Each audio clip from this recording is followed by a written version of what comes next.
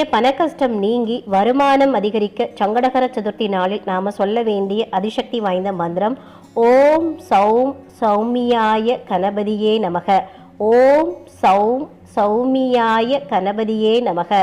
ஓம் சௌம் சௌமியாய கணபதியே நமக. இந்த மந்திரத்தை 27 முறை சொல்லிட்டு அருகம்புல் அர்ச்சனை செய்யணும். இந்த மந்திரத்தை நாம சொல்றது மூலமா நமக்கு செல்வ செழிப்பு அதிகரிக்கும். அடுத்ததா பாத்தீங்கன்னா ஓம் கம் கணபதியே நமக. ஓம் கம் கணபதியே நமக.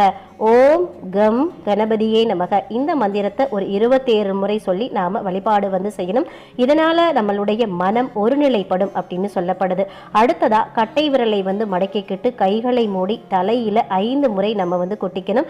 கன்னத்துல 5 முறை தப்பு போடணும். பிறகு ஒரு தேங்காயை எடுத்து உடைத்து அந்த தேங்காயில தீபம் ஏற்றி விநாயக பெருமானுக்கு ஆரத்தி காட்டி வைக்கணும். அடுத்ததா அந்த தீபத்தை